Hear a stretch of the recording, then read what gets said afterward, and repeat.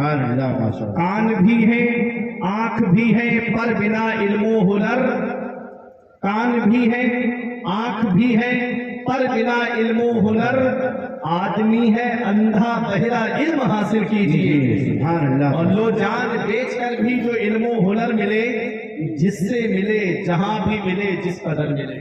بے شک. دعا ہے پرچم اسلام کو اللہ تبارک و تعالی بلند فرمائے، اور قرآن کریم کی تعلیم آج جس سے ہم دور ہوتے جا رہے ہیں، ہم کو چاہیے کہ ہم قرآن کی تعلیم حاصل کریں. قرآن ہے کیا؟ یہ آپ بہت غور سے سنیے گا. یہ علماء آج اپنی دعاؤں سے نوازیں گے، آپ کا بھی ایمان تازہ ہو جائے گا. قرآن ہے کیا؟ میں نے قرآن مقدس کی جس آیت کریمہ کی تلاوت کرنے کا شرف حاصل کیا، پروردگار عالم نے قرآن مجید میں ارشاد فرمایا اقرا، پڑھیے. دیکھو بے شک. اللہ تبارک و تعالیٰ نے اپنے محبوب پر سب سے پہلی وحی نازل فرمائی، تو ہونا تو یہ چاہیے تھا کہ عبادات میں سب سے اہم عبادت نماز ہے، بے شک. تو سب سے پہلی وحی نماز کے تعلق سے نازل ہوتی. زکوٰۃ کا حکم سب سے پہلے نہیں دیا گیا، روزے کا حکم سب سے پہلے نہیں دیا گیا، حج کا حکم سب سے پہلے نہیں دیا گیا. سب سے پہلی وحی نازل ہوئی اقرا، پڑھیے. تعلیم کے تعلق سے، پڑھنے کے تعلق سے پتہ چلا جب علم ہمارے پاس ہوگا تو ہم نماز کی فرضیت کو جانیں گے. بے شک. علم ہمارے پاس ہوگا تو ہم روزے کے احکام کو پہچانیں گے. علم ہمارے پاس ہوگا تو زکوٰۃ کس پر فرض ہے اور کون اس کا مستحق ہے، یہ مسائل ہم جانیں گے. علم ہمارے پاس ہوگا تو حج کس پر فرض ہے اور کون سے مقام پر کون سی دعا پڑھی جاتی ہے. اگر علم ہمارے پاس ہوگا تب ہم اس کے احکام کو جانیں گے. تعلیم کتنی ضروری ہے، ایجوکیشن کتنا ضروری ہے، شکشا کتنی ضروری ہے. آج گوار آدمی سے آدمی بات کرنے کے لیے تیار نہیں ہے، جاہل آدمی سے آدمی کلام کرنے کے لیے تیار نہیں ہے. اگر آج آپ کے پاس تعلیم نہیں ہے تو آپ کا لائسنس نہیں بن سکتا. اگر آپ کے پاس تعلیم نہیں ہے تو آپ ڈرائیور بھی نہیں بن سکتے. اگر آج آپ کے پاس تعلیم نہیں ہے تو آپ ایک ملک سے دوسرے ملک نہیں جا سکتے. تعلیم کتنی ضروری ہے، شکشا کتنی ضروری ہے، ایجوکیشن کتنا ضروری ہے. اب یہ تو ہمیں پتا چل گیا کہ تعلیم کتنی ضروری ہے.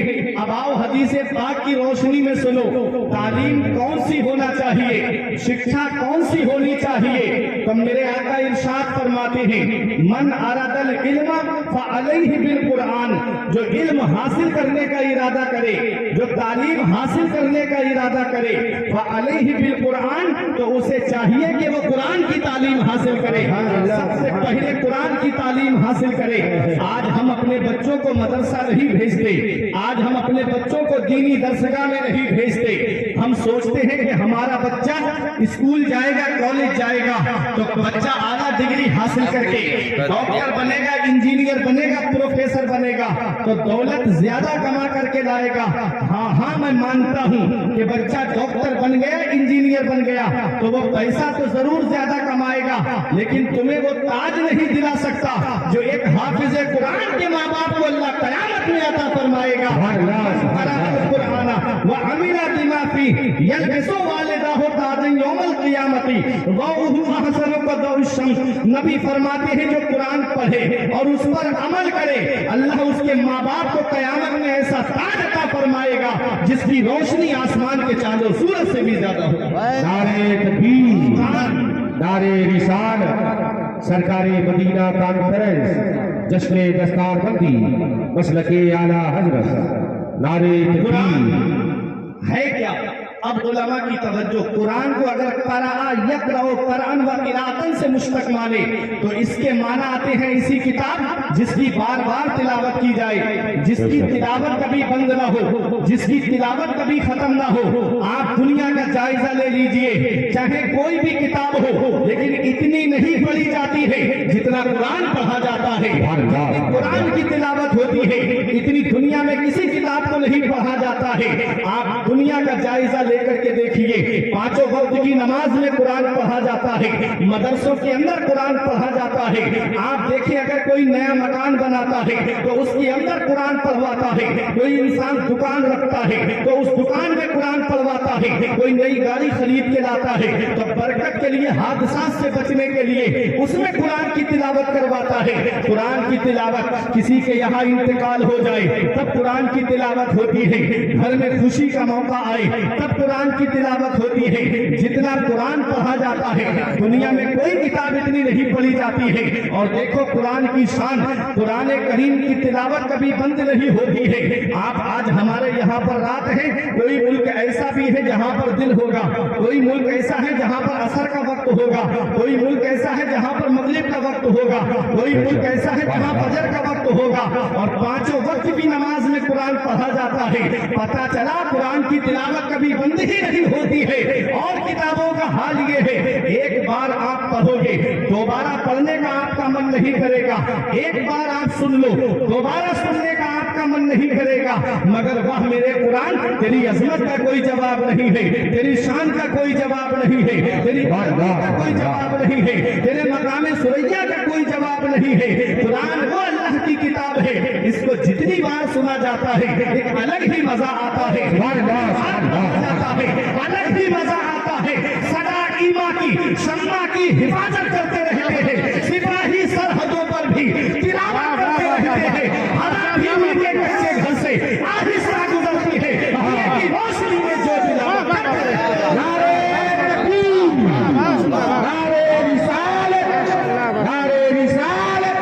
सरकारे मदीना कॉन्फ्रेंस, सरकारे मदीना कॉन्फ्रेंस, मसलके आला हजरत, अज़मते कुरान, अज़मते कुरान, मुफ्ती फरकान रज़ा साहिब क़िबला, नारे तकबीर, नारे रिसालत। सुभान अल्लाह। कुरान को माशाअल्लाह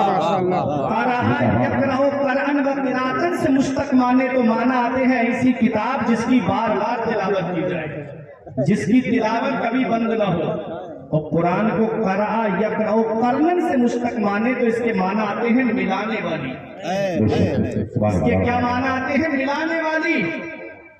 मेरे आका फरमाते हैं कुरान की तिलावत करो, क्योंकि कुरान अल्लाह का कलाम है। इसका एक सिरा कुरान पढ़ने वाले के हाथ में होता है और इसका दूसरा सिरा अल्लाह के दस्ते कुदरत में होता है। कुरान मिलाने वाली। मौला अली शेरे खुदा फरमाते, जब मेरा दिल चाहता है कि मैं अपने रब से बातें करूं तो मैं कुरान, मैं नमाज पढ़ने लगता हूं, और जब मेरा दिल चाहता है मेरा रब मुझसे बातें करे तो मैं कुरान पढ़ने लगता हूं। कुरान अल्लाह का कलाम है और हर चीज कुरान के अंदर मौजूद है। अब तवज्जो मेरी तरफ दीजिए, कुरान में हर चीज का बयान मौजूद है।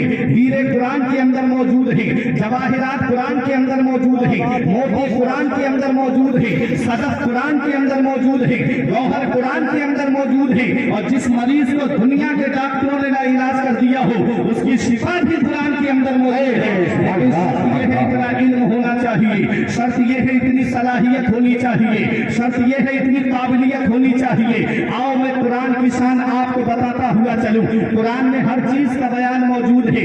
इमाम गजाली का नाम आपने सुना होगा। ये कौन इमाम गजाली है? आज अगर मदरसे के बच्चों को कोई खेलता हुआ देखता है तो पूरे मदरसे के ऊपर इल्जाम लगा देता है। अगर मदरसे के बच्चे कहीं गली में घूमते हुए मिल जाए तो कहते हैं फला मदरसे में पढ़ाई नहीं होती, फला मदरसे में तालीम नहीं दी जाती है, वहाँ के बच्चे हमने फला जगह घूमते हुए देखे। आओ मैं आपको बताता हुआ चलूं। हारून रशीद बादशाह का नाम आपने सुना होगा। ये उलमा की तवज्जो चाहता हूँ। हारून रशीद और उनकी बीवी जुबैदा ने ये कहा कि हम कुछ राहे खुदा में ऐसा खर्च करना चाहते हैं जिसमें हमारा नाम ना हो, जिसमें हम कोई नुमाइश ना हो। तो इन्होंने नहरे जुबैदा आप गूगल पे सर्च करके देख लीजिएगा।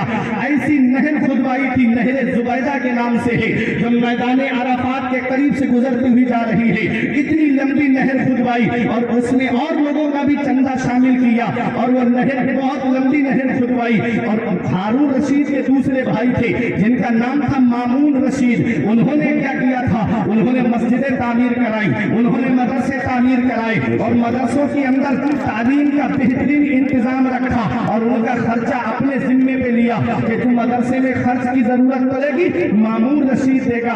देखो जरा, ये भी अपने वक्त के बादशाह है। एक दिन मदरसा आपकी सरपरस्ती में चल रहा था, आप मदरसा घूमने के लिए पहुंच गए। जब आप मदरसा घूमने के लिए पहुंचे तो जैसे ही मदरसे में आप दाखिल हुए तो बच्चों को आपने पढ़ते हुए नहीं पाया। कोई बच्चा बातें कर रहा है, कोई बच्चा खड़ा हुआ है, कोई बच्चे आपस में खेल रहे हैं। आपने जब बच्चों का ऐसा माहौल देखा तो दिल में ये ख्याल आया, मैं इतना पैसा मदरसे पे खर्च कर रहा हूँ, मैं इतना पैसा तालीम पे खर्च कर रहा हूँ और यहाँ तो कोई मुझे पढ़ता हुआ भी नहीं मिल रहा है।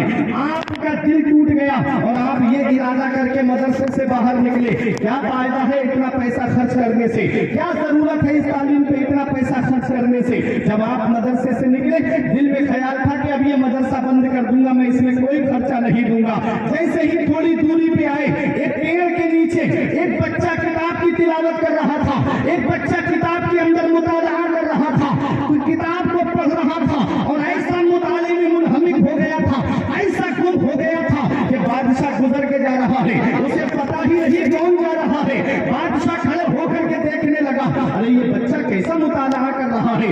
बादशाह खड़ा हुआ, बादशाह ने सलाम किया, उस बच्चे ने जवाब दिया। बादशाह पूछता है, मामून रशीद पूछता है, ये बच्चे तुम पढ़ते कहाँ हो? तो उसी मदरसे का नाम लिया जहाँ से मामून रशीद आ रहा था। मामून रशीद से कहा, मैं फला मदरसे में पढ़ता हूँ। मामून रशीद कहता है, तुम फला मदरसे में पढ़ते हो, तुमने मेरे गुजरने का ख्याल नहीं किया? कहा, मैं तो मुताले में लगा हुआ हूँ, मुझे क्या पता कौन गुजर के जा रहा है, मुझे सिर्फ अपनी तालीम से मतलब है, मुझे सिर्फ अपनी पढ़ाई से मतलब है। अल्लाह अकबर, जरा सोचो तो सही, ये उस दौर की बात है जिस दौर में मामून रशीद का दौर है, जिस दौर में मोबाइल का दौर नहीं था, इंटरनेट का दौर नहीं था, सैटेलाइट का जमाना नहीं था, अरे कोई वो मीडिया का भी दौर नहीं था। उस दौर में बच्चे मदरसे में आपस में बातें कर रहे थे। तो आज जब बच्चों का हाल आप देखेंगे तो कैसा माहौल आप अपनी निगाहों के सामने लाएंगे। लेकिन जरूरी नहीं है एक और बच्चों की वजह से पूरे मदरसे के ऊपर आप इल्जाम लगा दे। देख लो, मामून रशीद ने कहा, बच्चे तू कहाँ पढ़ता है? कहाँ फला मदरसे में पढ़ता हूँ। कहाँ बेटा तू कौन सी तालीम हासिल कर रहा है? उन्होंने कहा कि मैं आलिमियत की तालीम हासिल कर रहा हूँ।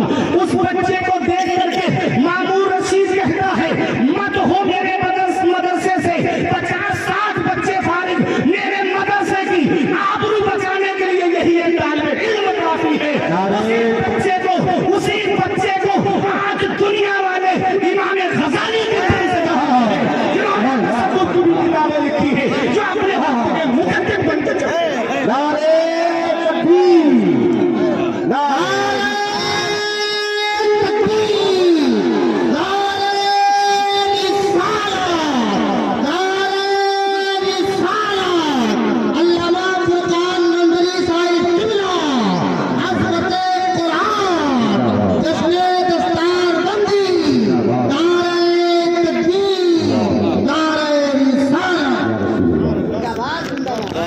हजरत बहुत मदरसों को हिदायत की निगाह से ना देखो। अगर एक बच्चा भी मदरसे से आलिम बनकर के चला गया, हाफिज बनकर के चला गया, बस्ती सुन्नी सहीहुल अकीदा है तो कयामत में वही एक आलिम उस बस्ती को बसवाने के लिए काफी है। ये मत सोचना कि हमारा पैसा जाया जा रहा है, नहीं, सबसे बेहतर तालीम कुरान की तालीम है और ये मदरसे तुम्हारी जरूरतों का नाम है। अब एक पैगाम ये करके जाओ, उस बच्चे का नाम इमाम गजाली है, अपने वक्त के मुजद्दिद बन के चमके इमाम गजाली। मामून रशीद कहता है, मेरा पैसा जाया नहीं गया है, मेरा पैसा कामयाब हो गया है।